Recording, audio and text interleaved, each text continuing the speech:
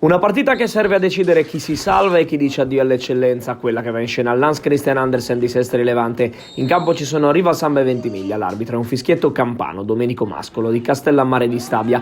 Partono forte i padroni di casa che al minuto 8 sono già in vantaggio, Padi ben servito sulla sinistra si invola verso la porta, Scognamiglio lo ipnotizza ma respinge corto, il numero 5 maglia bianca accusato segna la prima marcatura odierna, ne arriveranno altre ma inizia così, la festa aranciονera. Al 12esimo uno dei pochi tiri a rete del Ventimiglia, calcio a ventre ma Barbieri si distende e para. 10 minuti più tardi arriva il bis dei ragazzi terribili di Del Nero, grande giocata di Padi per Del Corso che centra per Cuneo, bravo ad allungarsi e a siglare la rete che spiana la strada al Riva Samba.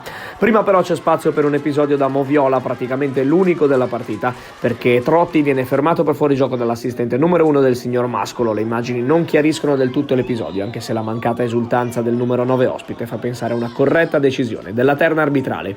Il Riva Samba chiude la partita già nella prima frazione, ci pensa il suo capitano Bonaventura a segnare un gol facile dopo una buona combinazione dei compagni al limite dell'area. C'erano anche gli estremi per il calcio di rigore ma l'arbitro, chiamata difficile, lascia giustamente proseguire. Il 4-0 arriva 3 minuti più tardi e porta la firma di Padi, gol meritato per il numero 9, autore di una buona prestazione, ma il merito di questo gol è tutto dell'assistman Monteverde, bravissimo a scappare sulla destra.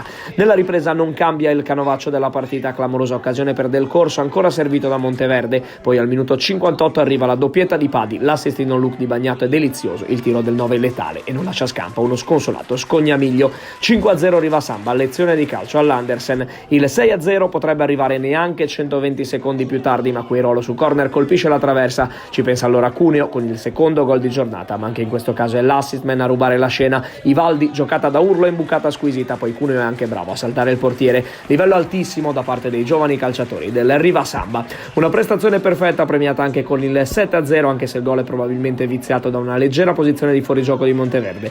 Poco cambia perché i 3 punti sono già abbondantemente nelle tasche dei levantini. Prima del triplice fischio c'è spazio per 2 rossi giusti, assegnati da Mascolo per questa scaramuccia tra Rea e Quairolo. Si scatena poi un parapiglia, al termine del quale viene allontanato anche il 17 del Ventimiglia, Serpe. Negli ultimi 10 minuti praticamente non si gioca più, il Ventimiglia saluta la categoria dopo una bruttissima prestazione. Il Riva Samba conquista con grande merito la salvezza.